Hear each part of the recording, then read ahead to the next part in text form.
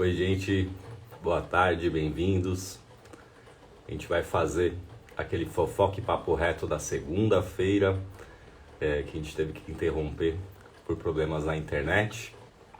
Então, podem vir chegando. Eu vou conversar hoje com a Fernanda Carlos Borges, que fez programa de mestrado, de doutorado e de pós-doutorado, baseando nas teorias do José Ângelo Gayarsa.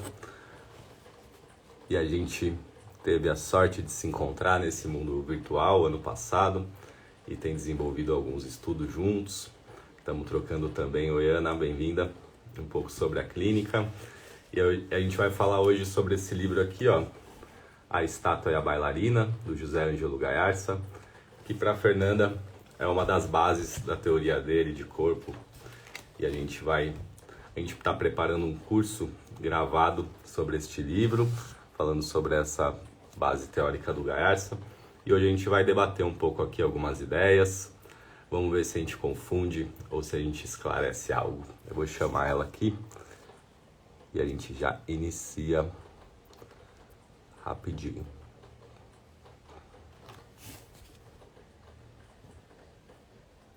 Solicitação. Daqui a pouquinho ela tá vindo, pode chegar.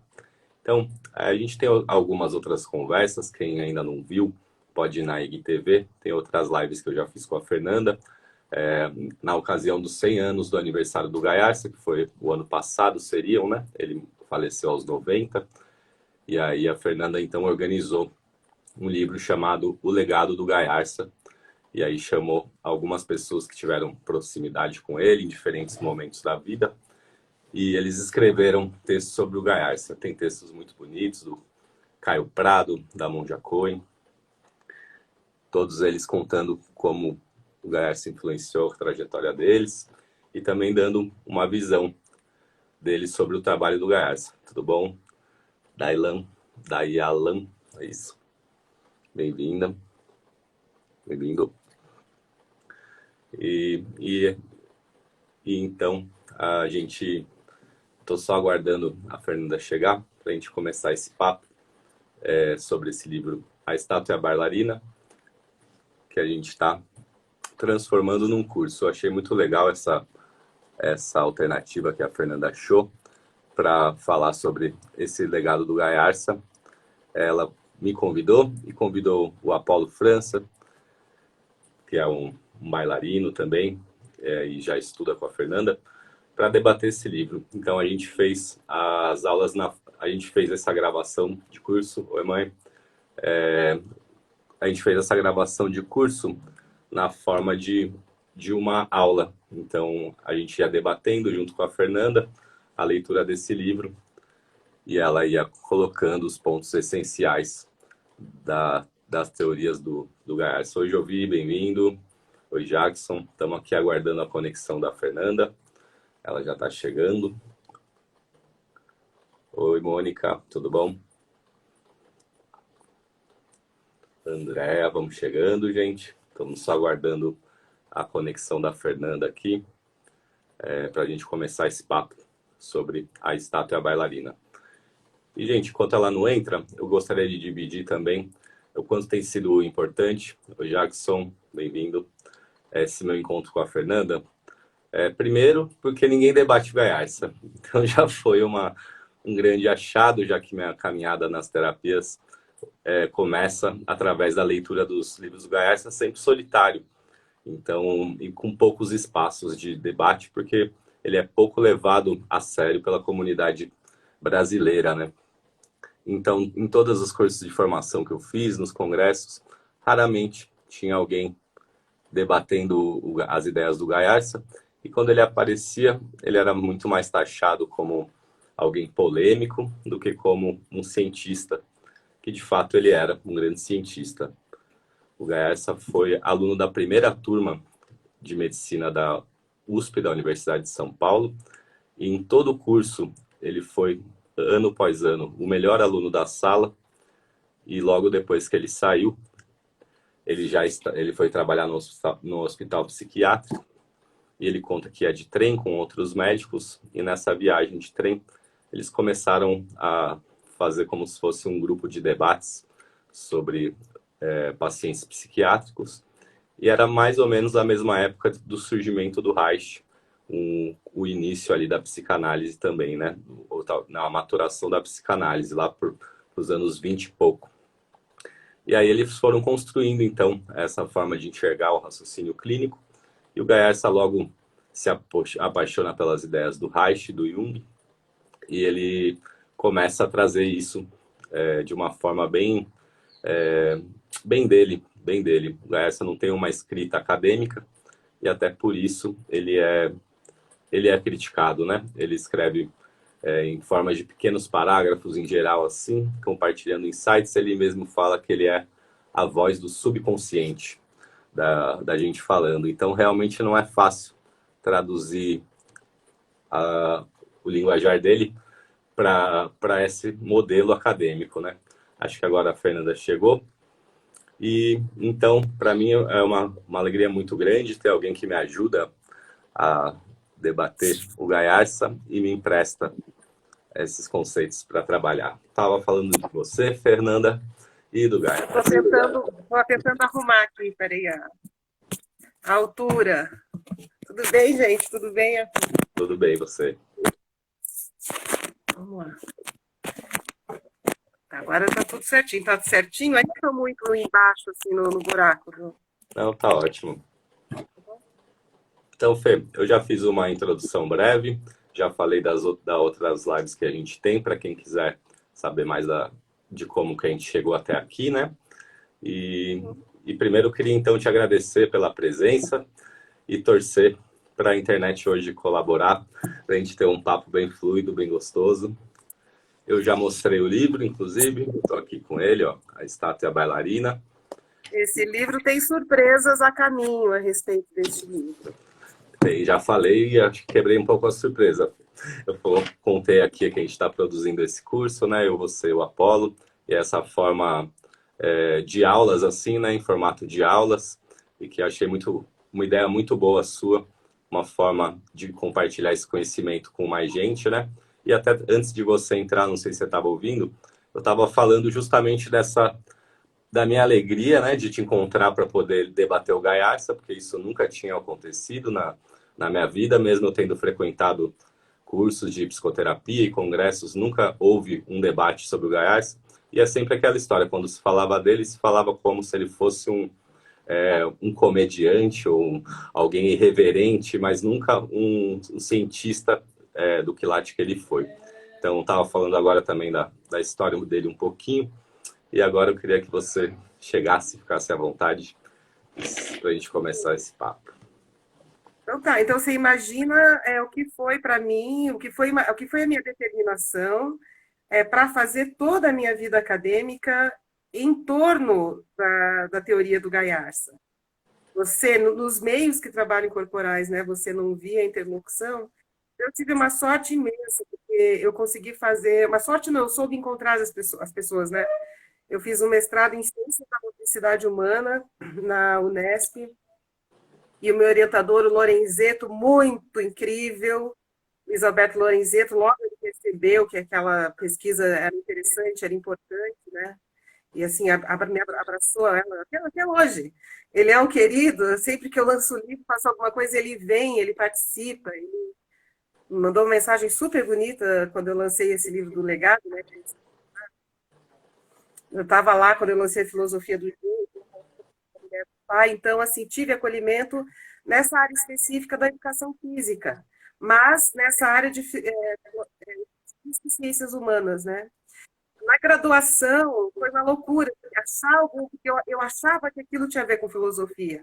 E tem, mas naquela época ninguém falava, porque era uma área absolutamente nova. Mas consegui um orientador. E aí, enfim, uma luta, e sempre acreditando demais nessas contribuições dele para entender melhor a condição do corpo humano, né? E aí, depois do doutorado, aí a Helena Katz, que é uma mulher que trabalha com dança, crítica de dança, na comunicação e semiótica, ela trabalha com estudos de artes do corpo, performance e tudo isso.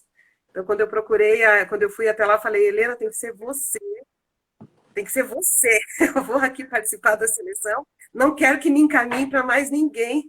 Só você pode entendesse meu trabalho e me orientasse suficientemente bem, né? Então foi ótimo também. A tese ficou bem bacana, a banca, enfim, tudo certo. E depois, pós-doutorado em artes da performance também, na Unicamp, que abriu esse caminho. Assim, eu pedi para ele me supervisionar e ele topou. Tudo isso, gente, olha, isso é incrível, porque todos esses projetos financiados pelas melhores agências de fomento à pesquisa. O pós-doutorado na Unicamp foi feito pela FAPESP, que é a melhor agência de pesquisa que tem praticamente no Brasil, né, que melhor paga e tal, foi aprovado. E depois fui para o exterior, né, para Portugal, fazer uma pesquisa também, ainda levando o Gaiac, tem bastante coisas, algumas coisas lá sobre ele, uns 6 artigos sobre ele nesse contexto de cinema, imagem em movimento, antropologia e performance, né, que era a área que eu estava lá quando fui lá, também financiada pela FAPESP. Então, que incrível, né? Eu até fiz uma piadinha assim uma vez no Face, quando eu estava lá. Falei assim, vocês não gostam de mim, mas a FAPESP gosta.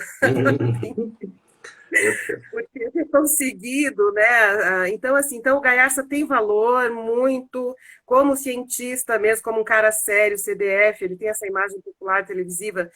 Outro dia alguém falou assim, o Chacrinha, o Pedro Prado, no livro mesmo, ele disse, o Gaiarsa era considerado das corporais, né? Porque ele tinha uma coisa da televisão e tal, mas ele, a gente que conviveu com ele, CDF, todos os dias, ele vivia em livraria da Livraria da Vila, aqui em São Paulo, é uma livraria muito gostosa que tem na.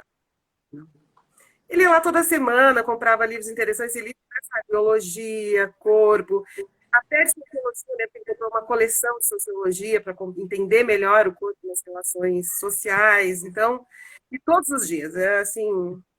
A gente falava naquele tempo CDF, hoje é outra palavra que usa, né? Mas um CDF, um homem muito sério. Mas sabe que isso Muito aí, sério, embora.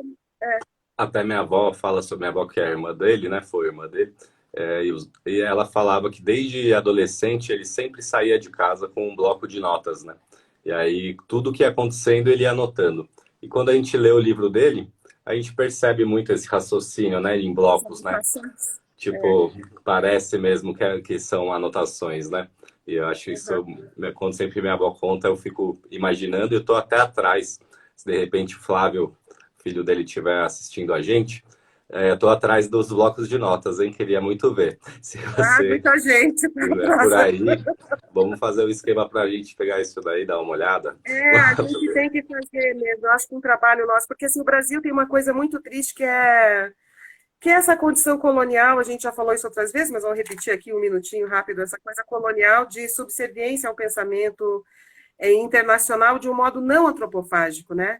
E a gente meio que esquece assim, os nossos grandes intelectuais, mesmo os marginais, no sentido que não são aqueles, os oficiais, né, que a academia também forma bons, ótimos intelectuais, mas mesmo assim a gente não lê muito uns aos outros, né?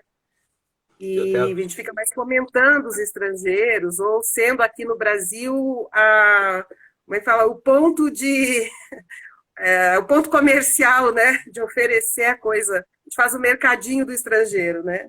E não absorve isso antropofagicamente, né? E o Gaes é um desses marginais geniais e que a gente, acho que a nossa função, né, eu, você, o Nadir, todo mundo que entende a importância dele é fazer isso que você está falando, né? Cadê as anotações? Quais livros que não foram publicados? Né? Quais livros que merecem ser republicados com uma certa revisão para atualizar? Ele é atual, né? Esse não é passado. O que ele disse não está ultrapassado. Sim. Sequer Aqui no campo da tem, filosofia. só colocando aqui o comentário de algumas pessoas, a Mônica Kerstin lembrou aqui do Klaus Viana também, nesse mesmo Exato, pacote. Clausiana. E aqui a Ana Marques Dança, que falou, é Helena Katz, né? Que você Helena citou, né? Mandou uma flor para ela aqui, diz que é dançarina. Helena Katz é minha orientadora. E que parece que o Gaiás fala de educação somática e sim, fala muito mesmo. Inclusive falou para todo mundo, né? Falou para todas as áreas da psicoterapia, da medicina, educação física, psicologia, né? Ele sempre foi um cara interdisciplinar, muito antes de até esse termo existir. Exato. Ô Fê, então vamos avançar aí no nosso papo. A gente estava conversando outro dia e eu queria entender isso então, porque então, de alguma forma, sua trajetória toda foi tentando comprovar que o Gayarsa tem uma teoria científica, que ele não é um cronista, ele não está só jogando ideias, que existe substância ali que até avançam as teorias psicanalíticas e haitianas, né? E então ele tem uma teoria original, segundo você vem Uma dizendo, né? tese, né? Uma Essa tese. história tem uma tese. E dentro dessa tese, então, Fê, eu queria te fazer umas perguntas para a gente ir construindo isso aqui, que é mais ou menos onde a gente parou outro dia ali, né? Que você falasse um pouco qual é a concepção de corpo e de ser humano do Gayarsa e o que ela se diferencia das outras, na sua opinião. Tá, então olha só, já vi que tem gente da dança aí, né, que mandou beijinho para Helena, que falou do Klaus, você foi entender o que eu tô falando. Ah, o Joviniano tá aí, Jovi tá aí, cheio de amor pra gente. filósofo, né? Tá. Bom, então, bom, assim, vou falar, claro, temos uma hora resumidamente e a gente vai desenvolvendo, né? Uhum. Mas assim, onde que vai, que visão de que visão de corpo o Gayarsa parte, né? É um corpo sem forma. Corpo sem forma, que ganha forma na relação com o ambiente. Então, que forma será essa? Será a forma da atitude, que são as disposições corporais. Então, esse ambiente vai ser o ambiente familiar, o ambiente social, o ambiente cultural, né? Então, essa ideia do corpo sem forma é muito importante. Claro que depois ele vai ganhando forma, essas formas vão se estabilizando sempre a partir da urgência, que é a urgência de formar posição. E o que é formar posição? É orientação espacial. Então, aquilo que o corpo é sempre também a relação com o ambiente. Sempre. Sempre. Então, até eu vou me apropriar de umas palavras gravando o curso, que o Apolo usou essas palavras, eu achei ótimo. Eu falei, que bom, Apolo, que você usou essas palavras. Tem sempre uma cenografia na dramaturgia que a gente está vivendo. E aquela dramaturgia é compreendida pela cenografia na qual aquele corpo se faz. Porque o que acontece? Se a gente tira esse aspecto das relações com o ambiente, da produção de forma na relação com o ambiente, a gente fica só com drama íntimo. E não entende que aquele corpo é também resultado de necessidades ou de esforços de adaptação sempre, a partir de uma certa posição, formando as disposições, né? Acho que isso seria Então, legal, Fê. isso aqui é muito importante. Eu lembro, olha só, a título de sugestão para vocês quando acabar a pandemia. A primeira vez, eu tinha 20 e poucos anos, procurei, já tinha feito uma monografia sobre o Gayarsa na Faculdade de Filosofia, na formatura, né, para me formar. Já estava no mestrado em motricidade humana, estudando, levando o Gayarsa para pesquisa, né? Era uma filosofia, era filosofia do movimento, o que eu estava tentando fazer ali naquela época.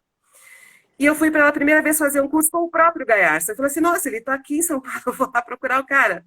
Liguei e tal, e fui fazer o curso com ele. A primeira vivência que eu fiz com ele, assim, eu sugiro que vocês façam um dia.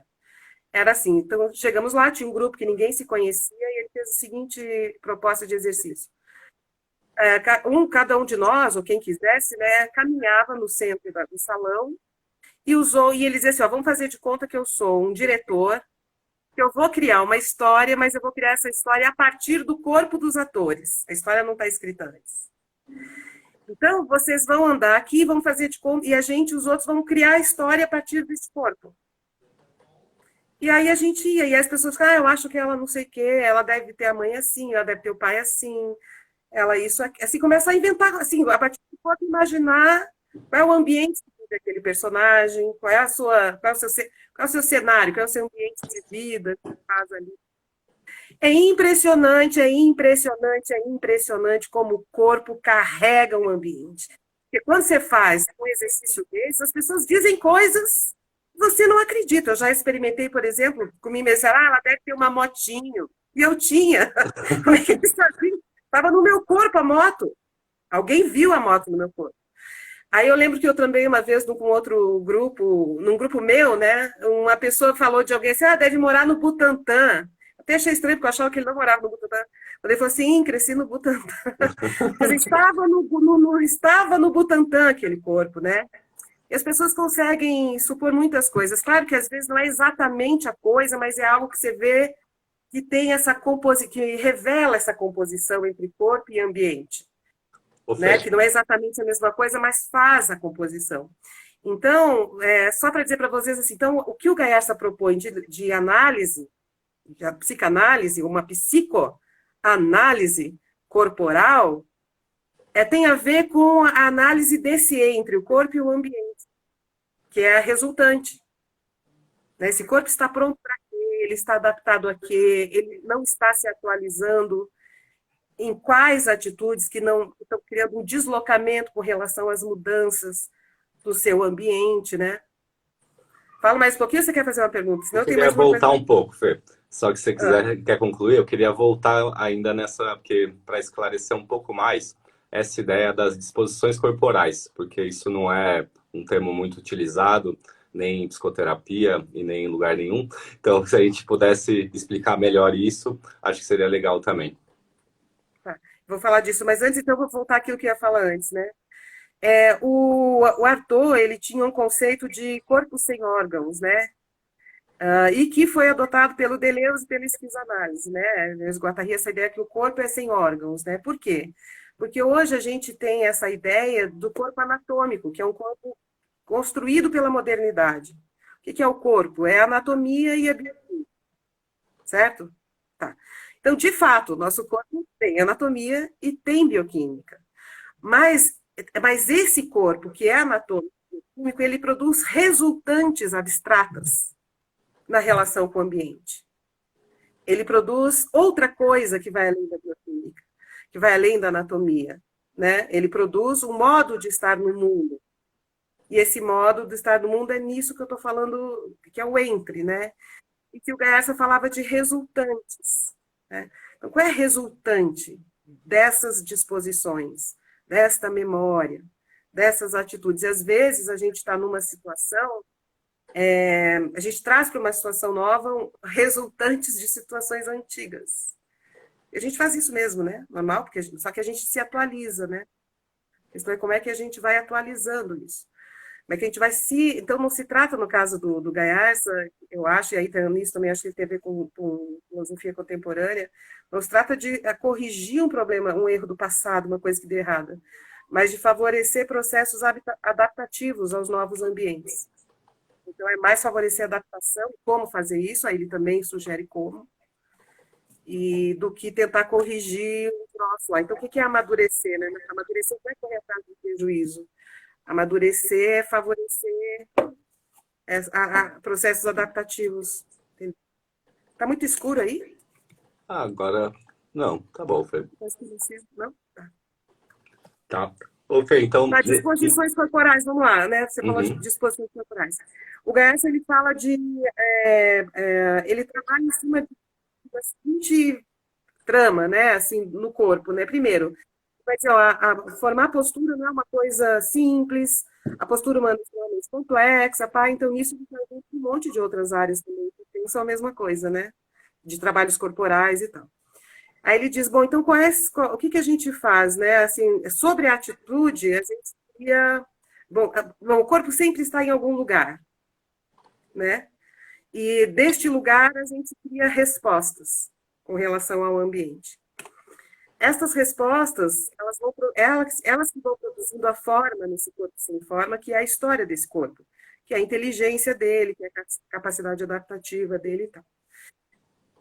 Só que essas respostas, elas produzem um outro lugar também, eles chamam de um espaço próprio, que na biologia eles chamam de Umwelt, e que o Gaiarsa também cita o Umwelt para falar desse espaço próprio construído por essa relação do corpo humano com seus ambientes, que daí o caso não é só a natureza, mas também o ambiente familiar, o ambiente social, o ambiente cultural, o ambiente de trabalho, enfim, tudo envolvido nas respostas que a gente constrói no nosso corpo a partir de uma certa posição.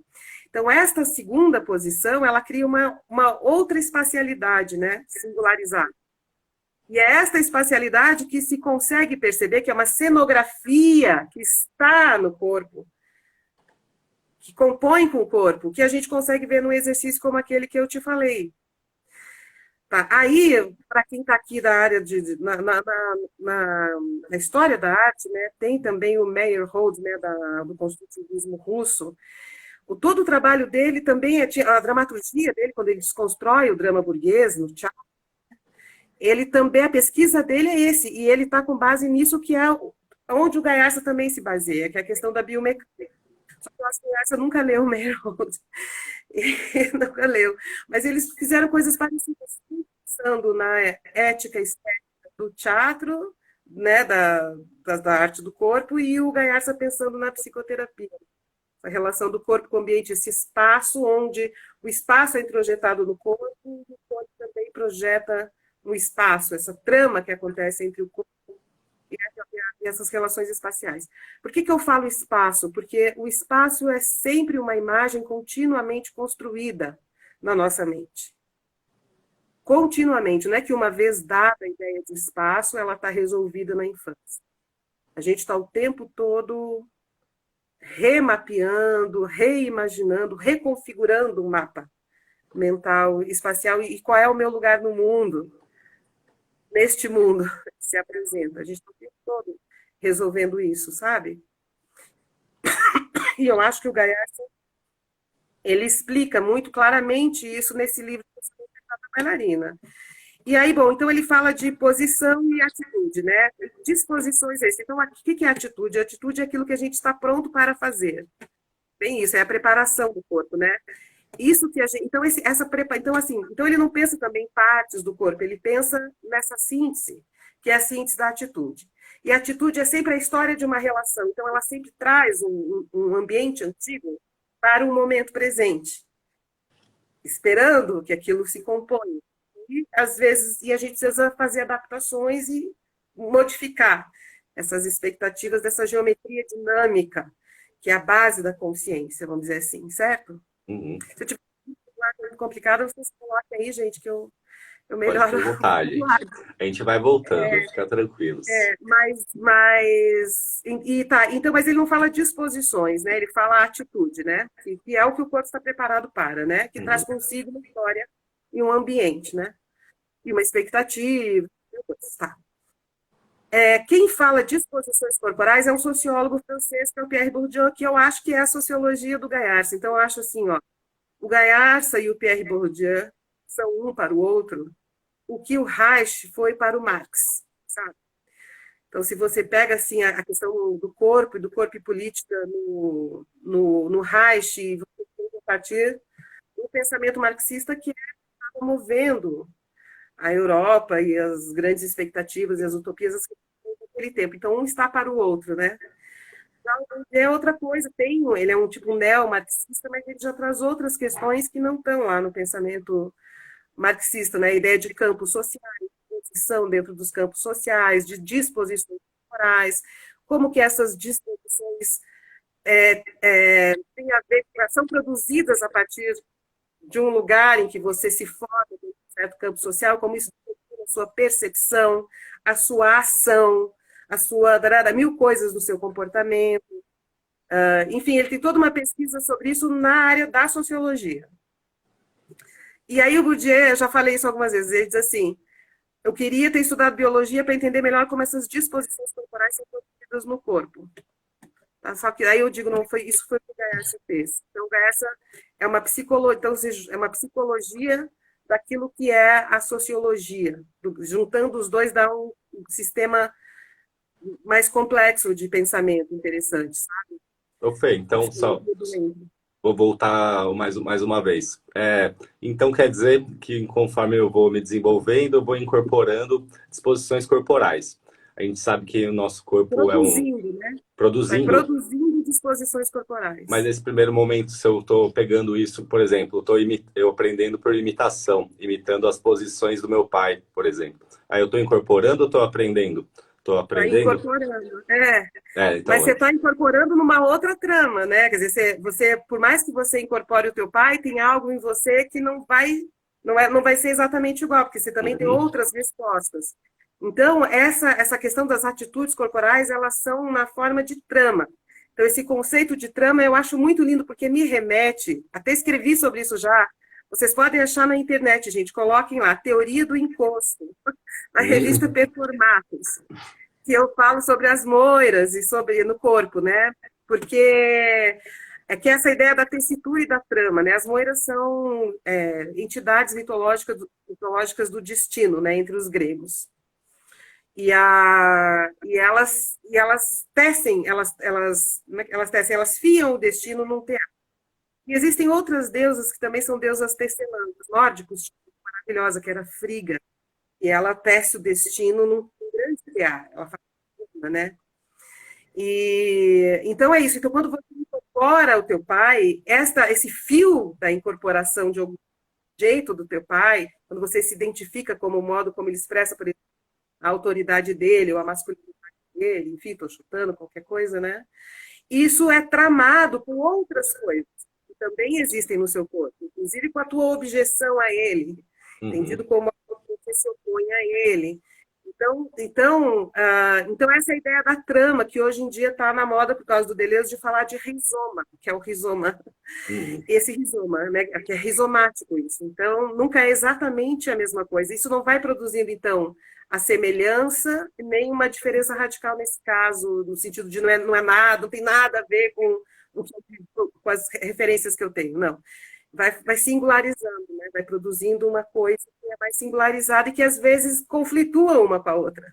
É, Então, o Gaia também vai ter uma teoria sobre isso, quanto que às vezes aquilo que é para a gente um rolo, faço isso, não sei como eu me põe, também são disputas de atitudes, são atitudes disputando a tua posição, disputando a tua postura, e que se expressa abstratamente, né, como fala, né? Não sei se faço isso, não sei se faço aquilo, mas isso aqui não está certo, isso aqui está divino.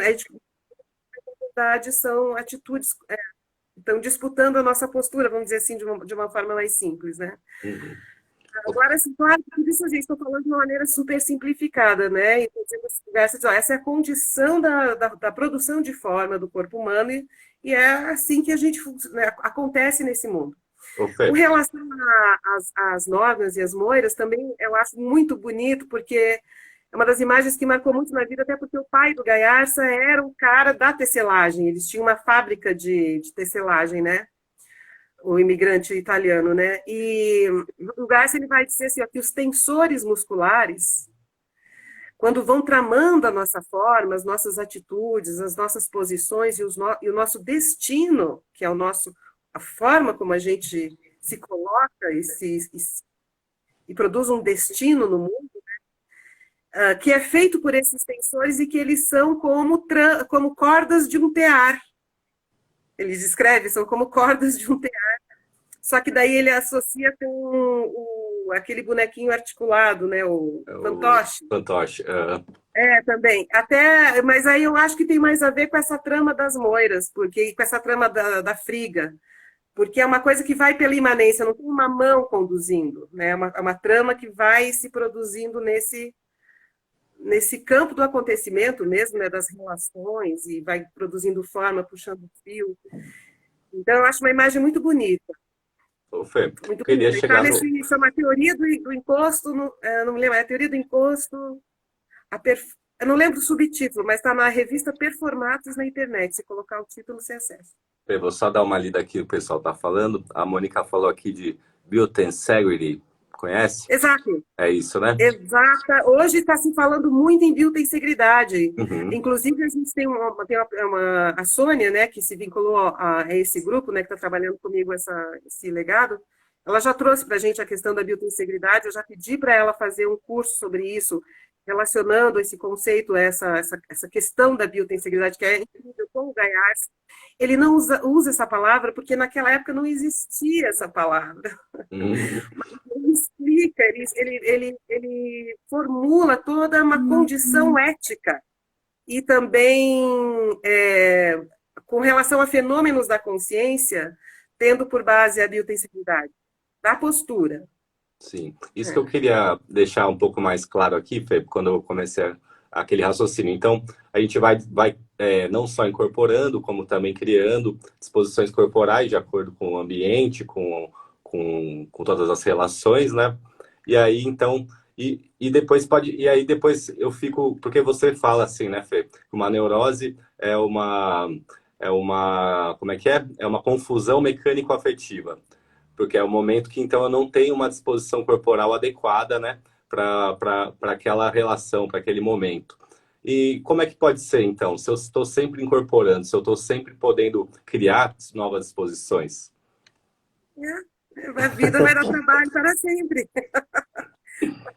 Não pode entender o momento em que, agora fiquei resolvido, agora. Não, vai ter sempre adaptações para serem feitas, né?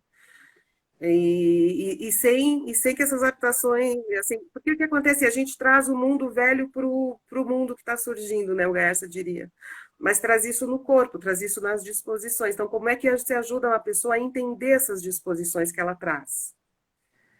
E como é que uma psicoterapia e trabalhos corporais podem favorecer processos de adaptação, mapear melhor a situação, desenvolver novos recursos, atualizar as potências. Isso vai depender de uma leitura de contexto, então, Fer? Uma leitura mais adequada de Eu acho que é aí contexto? que entra a análise. De que contexto que esse corpo que você traz foi produzido. E a análise, então, dessa geometria dinâmica, dessa relação entre dramaturgia e cenografia, né? Falando assim de modos diferentes, né? Como que aquilo está no corpo. E viu, quando a gente fala, as pessoas entendem, não é difícil, assim, é uma coisa que favorece mesmo uma compreensão, né? O que eu E, gosto sempre de chamar a e atenção para essa favorecer. parte do jogo de tensão, né, Fê? Que eu acho que é muito presente no trabalho dele. E aí, para a gente é óbvio, mas para a maioria dos raciocínios não partem daí. Parece simples demais, às vezes, né? Você falar que é só um jogo de Olha, eu não tensões. acho que é simples, eu acho que é mais simples você dizer que é o caráter X ou Y. Porque isso que eu estou falando exige pensamento, não vem pronto o esquema. Você tem que sentar com uma pessoa e saber usar a sua imaginação, favorecer que ela também use, para criar linguagem, imagens e vinculado às sensações. Então, ele vai falar, é só a propriocepção que vai dar a recordação, essa condição de realidade, está presente, essa recordação é presente como? Nas minhas disposições, eu acesso como? Proprioceptivamente, na minha sensação muscular e articular. Quando a pessoa acessa, isso automaticamente vem todo o cenário onde aquela disposição corporal foi produzida. Então, você situa. E aí, depois, como é que você também vai favorecer a pessoa a fazer atualizando a percepção para o novo ambiente em que ela está? Porque tem o trabalho de ajudar. É aí que, quando o Gaiarsa ia para a televisão, falando em palestras, ele parecia, como as pessoas falam, meio chacrinha, mas não tinha nada de chacrinha no sentido do conteúdo, né? Que é dizer assim, olha, ensinar as pessoas e ajudar as pessoas a aprender a ver de novo, né?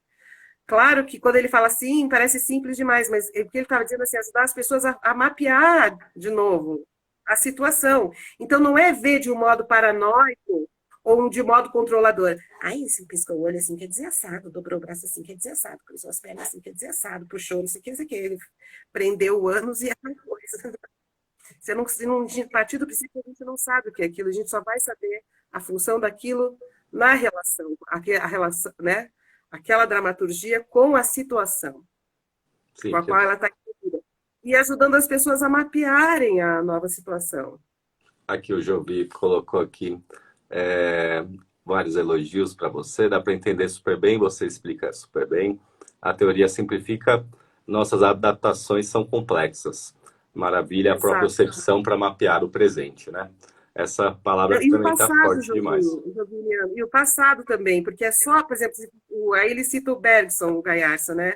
O Bergson falava de dois tipos de memória, a memória de imagens e a memória de movimentos. Então, por exemplo, eu lembro que eu via o meu pai, exemplo básico, né? Fazendo tais coisas. Tá? Isso é a minha memória de imagem. O que é a memória de movimento? É o que o meu corpo fez diante daquilo.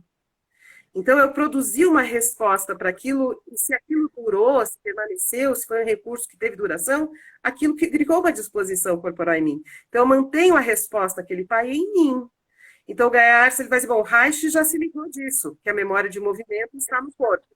Reich, o próprio Reich citando o, o Bergson, né? Aí o Gaiarsa fala, olha, é na forma da atitude.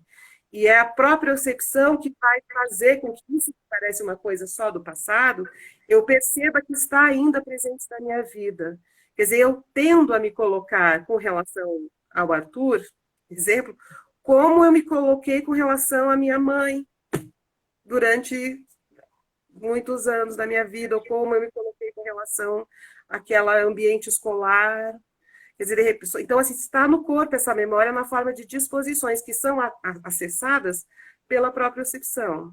Então, por exemplo, a minha tendência vai ser sempre usar aquele esquema que eu usava em relação ao meu pai, quando a pessoa que estiver em relação a mim for o símbolo do que é o meu pai, né? Por exemplo, um homem mais velho, tal, eu vou tentar, ter essa disposição de usar isso. Mas não precisa ser um homem mais velho, né? Pode ser qualquer pessoa que, de repente, sei lá, a pessoa demonstra, faz alguma coisa de negligência, por exemplo, pode ser uma mulher, pode ser uma pessoa que trabalha com você, pode ser qualquer, mas aí aquilo já te aciona toda uma resposta que você tinha com relação àquela forma dinâmica, negligente que o seu pai tinha. Claro, a gente está dando Um exemplos. exemplo, né? Simples, simplificando, né? Ô, Fê. Agora, Arthur, assim, isso tudo que a gente está falando, e aí, isso tudo que a gente está falando, a gente está tocando o núcleo da coisa, mas ele tem uma teoria sobre a mente, ele tem uma teoria sobre a consciência, ele tem uma teoria sobre o eu, ele tem uma teoria sobre O ego. a resistência, ele tem uma teoria sobre o ego, ele tem uma teoria incrível sobre o superego, o self que é também. teórico mesmo, é dele, é tese. Que esse livro, inclusive, que é o do qual a gente está falando hoje, que está trabalhando, é isso, é um livro sobre a resistência, é um livro sobre o superego. É muito bom. Eu achei, Fê, quando a gente fez os estudos, acho que a parte que mais me pegou mesmo assim foi essa do superego incorporado também, mas acho que é muita ideia para a gente desenvolver agora aqui, porque são poucos minutos que a gente vai ter aqui, mas fica aí talvez um próximo tema para a gente trabalhar também. Fê, tem outras coisas que eu gostaria que você falasse um pouco aqui também, um pouco. Primeiro, assim, que eu falo que é simplista para quem não conhece o corpo humano, né? Porque o próprio Gaiarsa falava em números, né? Ele adorava escalar os números do corpo humano e em relação a todo essa nossa mecanismo postural, né? Ele colocava em milhões, assim, né? O número de tensões que eram necessárias e todo o trabalho de tensionamento músculo-osso ali para manter a gente em pé. Quando a gente olha para isso, realmente não é tudo menos simples, né? Então, e aí, e também essa ideia do corpo ser o próprio inconsciente no corpo, né? Essa ideia haitiana que ele avança dentro dela o tempo inteiro, falando né? assim, a frase dele é: o inconsciente é um lugar e a consciência é uma função. A consciência é uma função, não é um lugar. O inconsciente é um lugar. Que é o próprio corpo. Exato. E outra coisa que eu também gostei muito, Fê, dessa que você falou sobre as metáforas sensório-motoras, né? Essa forma. Eu não deveria ter usado isso, porque quem fala assim são os filósofos americanos, um linguista, que eles têm uma teoria corporificada, que não é igual à do Gaiarsa, uma filosofia corporificada, que não é a mesma coisa, mas tem muita coisa parecida. Até eu escrevi sobre a relação entre eles e tudo, nessa pesquisa que eu fiz na Unicamp, né, sobre arte da performance.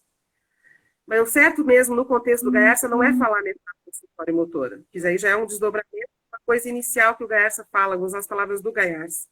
Intuições.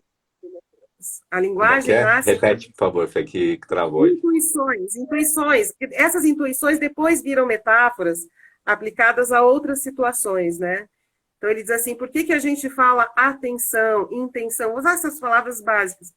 É porque existe uma intuição sensório-motora, né? Assim, as palavras, ele faz tempo que você tenta buscar nas palavras uma emergência delas a partir da experiência do corpo em movimento. Então, ele vai tenta o tempo todo mostrar como que as palavras estão comprometidas.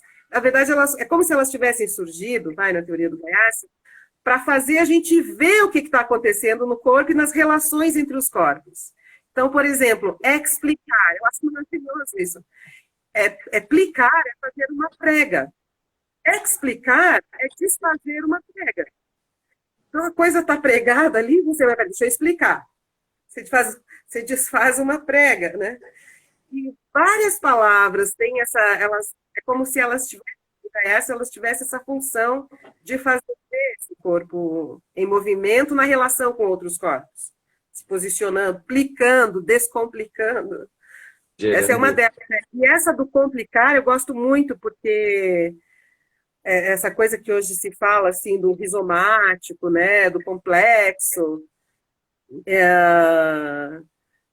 Agora estou fugindo outro conceito importante para mim, mas assim, quando você vê o cara escrevendo isso lá no começo dos anos 70, e aí hoje em dia está bombando ideias muito parecidas, né, com outras palavras, assim, na medida dessa filosofia do conforto, essa filosofia da imanência, né? Então ele faz muito isso nesse livro, História Bailarina. Eu acho que, como eu venho da filosofia, esse livro eu gosto mais porque ele tem essas ousadias. E ele é totalmente livre, né? Assim como esse CDF, que escreveu mais de 30 livros, apenas porque quis. Não tinha que cumprir nenhuma burocracia acadêmica. Ele não era obrigado a escrever livro para provar para o MEC que ele tem produção acadêmica. E os intelectuais hoje têm essas obrigações, né? Que são obrigações... Até eu acho horrível, porque não é assim que funciona, né? Não, que funciona a produção intelectual, mas enfim. Mas o Garça não tinha essas obrigações. E ele também, então, teve muita liberdade para fazer isso. Olha, explica, tem a ver com prega. Essa prega, de repente, tem a ver como que a gente se curva numa situação e fica ali implicado nela. Implicado é pregado nela. Como que a gente, né, tira essa implicação, como é que desimplica explicando, desfazendo essa dobra. E esse conceito de dobra também está no Deleuze hoje, né? A ideia das dobras. Então, esse corpo se forma que vai produzir nas relações, tem uma questão do entre, que embora o DS explique muito fisiologia, anatomia, explica isso para dizer, olha, tem coisas que acontecem que não tem a ver com a anatomia, que são as resultantes. Então, assim, essa resultante não está no músculo, não está no tensor, essa resultante não está em um local do cérebro, é uma resultante que está entre elas, são vetores. Sim. Ai, Fernanda, quanta coisa. Vai dando até uma angústia aqui de a gente não poder ficar às nossas horas aqui, porque é muita coisa para. Mas você percebe como isso favorece levar o pensamento para dentro da psicoterapia corporal, pôr o pensamento em movimento com o corpo?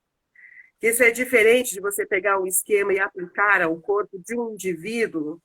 Como é mais difícil fazer isso, a gente falando assim parece fácil, assim, como é mais difícil, como é muito mais bacana, assim, porque eu sou apaixonada, gente, sou apaixonada há muitos anos, né, por esse legado. Então eu estudei ele mais do que todos os outros também, né, então também não estou mergulhada em todos os outros legados também, assim. Então também é que eu acho toda a beleza por isso. Né? E aí você percebe como é uma coisa de estimular pensamento, imaginação, imaginário, e não trazer uma fala pronta. Então também tem um processo de uso criativo da linguagem no trabalho de análise. Aí, como também você não tem um modelo para enquadrar ninguém, né? A pessoa também vai ser obrigada a criar vocabulário para pelo menos descrever as sensações que ela tem a partir das disposições, né? E criar a partir dali recriar essa história, talvez. Porque, Fê, também tem o último ponto aqui, porque a gente tem mais 10 minutos. Então, o que seria o paralelo na teoria do Gaiarsa para as couraças musculares do Reich? É o que o que ele chamava de afeto posturalizado, é isso, Fê? É uma estrutura adaptativa de uma certa situação que se estabiliza a tal modo que impede o corpo de se vincular com o momento. É isso. Quer dizer, Ou quando você, ou é mesmo a própria falta de recurso naquele momento, entendo isso também, né? Um afeto, Isso, aí é é um uma afeto dificuldade, ele fala que posturalizado. fica cego, né? Você não consegue mapear a situação porque você está reproduzindo aquilo que você aprendeu a fazer lá, né? Então, isso é... Ele tem um livro, né, que se chama Couraça Muscular do Caráter, Tem, que tem. é, que é a estátua bailarina adaptada ao conceito de couraça muscular do caráter. Mas o que ele vai dizer, assim, não, ele não vai reproduzir o que o Reich teorizou. Ele leu, essa era um super estudioso, ele leu Freud, ele era super estudioso. E tanto que ele cita, toda hora ele remete, ó, isso aqui, né? Acho Mesmo o Freud, ele é respeita simbólico. demais o Freud, ele respeita também o Freud muito. Ele fala, ó, isso aqui o Freud teve uma intuição super boa, pena que ele não entendeu essa questão da biomecânica, do sistema sensório-motor, então, mas ele intuiu que o inconsciente era um lugar. Só que ele não disse que lugar é esse, eu estou dizendo, é Sim. esse aqui. Então ele faz Uhum. essas coisas, né? Então é mais isso, sim, né? Foi algo que foi feito no corpo para se adaptar a determinadas situações, circunstâncias, e que travou naquilo. É como se o corpo tivesse ficado muito especializado numa coisa e não consegue produzir novos recursos para Você fazer outras sempre coisas, para não você vai para atualizar. outro lugar, outra relação com uma mesma disposição sempre, né? Como se Levando o mesmo cenário nas costas. criando a mesma relação em todos os, tentando, né, recriar essa mesma relação em todos os lugares. E obviamente que Em isso, certa medida, todos nós fazemos um pouco isso, né? O negócio se complica quando se faz muito. A gente sempre faz um pouco, porque não existe corpo sem memória humano. Ponto. Então, em alguma medida, a gente sempre entra numa relação com as referências que a gente tem, em todos os níveis. Desde as mais pessoais, assim, das referências familiares, até as sociais, culturais, enfim, tudo isso a gente leva, nós nos levamos para uma relação, olha que incrível. A gente leva para uma relação, né? Então, em alguma medida, toda relação tem isso, né? Mas só hum, que algumas vezes a coisa está mais fechada, né? O sistema está mais fechado, né?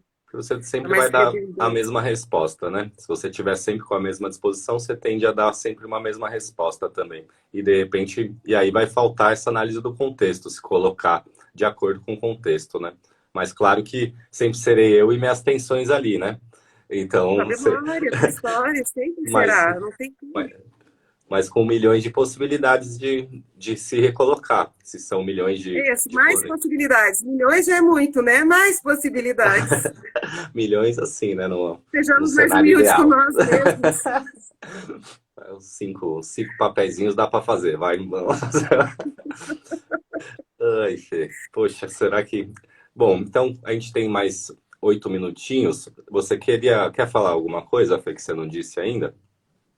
A gente podia fazer um dia uma live sobre essa questão da lei, né, do superego, que eu acho genial, que ele Uhum, fala. uhum, Eu queria falar um pouquinho sobre essa questão da falta, que a gente já falou outras vezes, né? Porque uma coisa é quando a gente pensa, por exemplo, em educação e está pensando em desenvolvimento infantil, né? E aí como é que a gente faz para que as crianças se desenvolvam de um jeito mais vital, mais propício a uma vida inteligente, para ter num mundo melhor, essa mais coisa toda, né? autonomia, né? Uhum. Mais autonomia e tudo isso.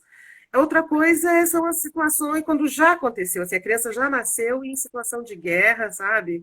A criança já nasceu nesse Brasil que mata jovens pretos, já nasceu a menina já nasceu no país que os homens matam as mulheres, entendeu?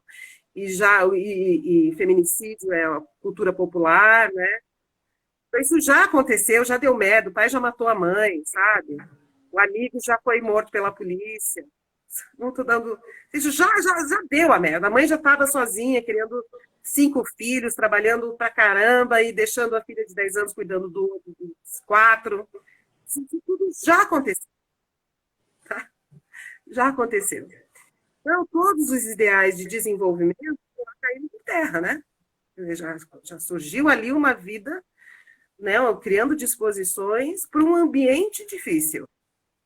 Né? Então já é um troço que já entra na vida, preciso sobreviver e resolver isso sob todas as tensões e tristezas e necessidade de agressividade possível. certo?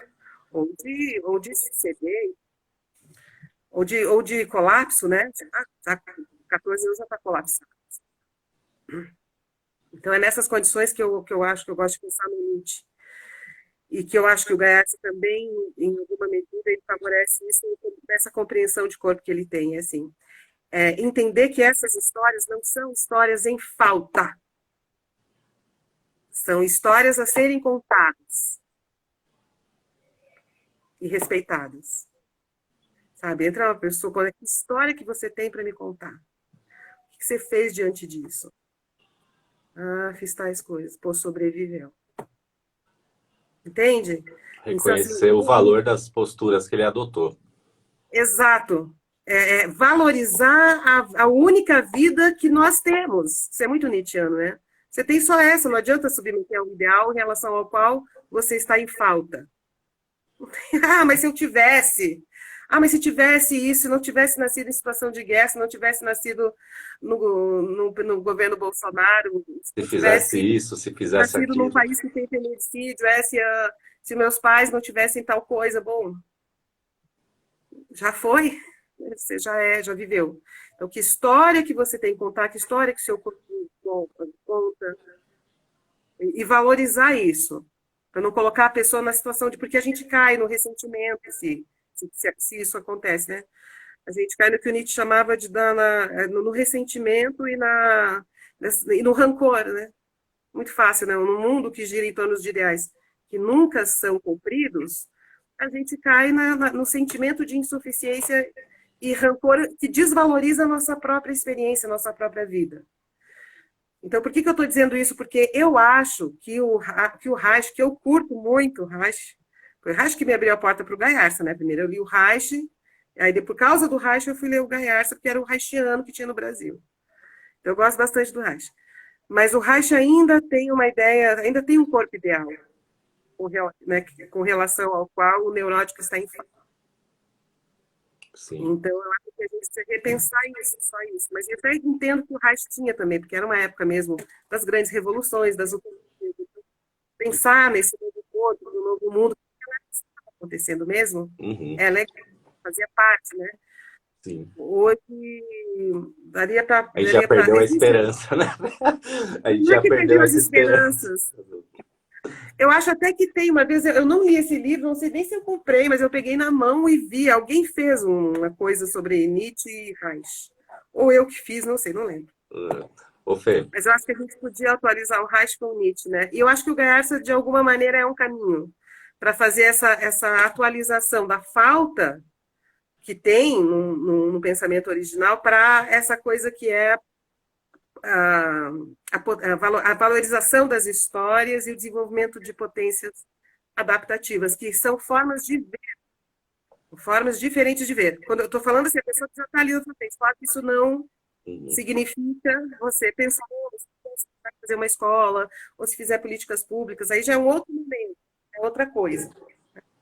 ô Fê, eu acho que o caminho é você para entender isso, e não o Reich nem o Gayarsa, mas você que está aí animada no auge da tua produção intelectual e fazendo isso de graça aqui para a gente, dando uma aula dessas.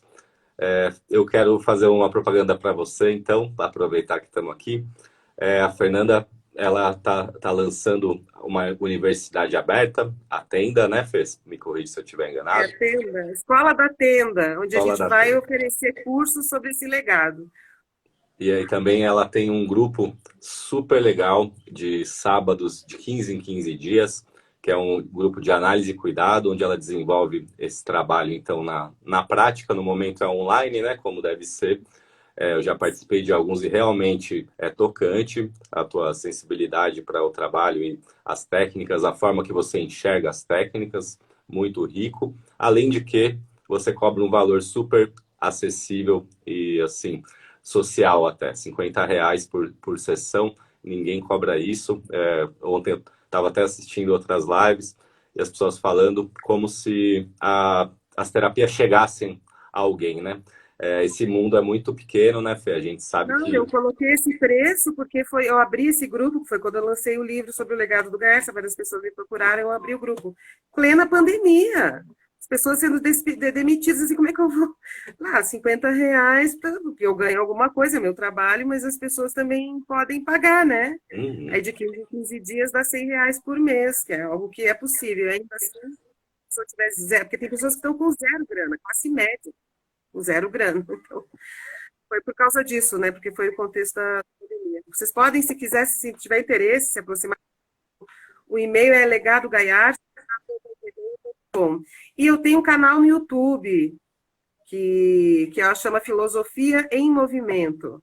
Tem vários projetos lá, não só o Legado, mas o Legado, uma playlist do Legado do Gaiarsa. Filosofia em Movimento chama o canal.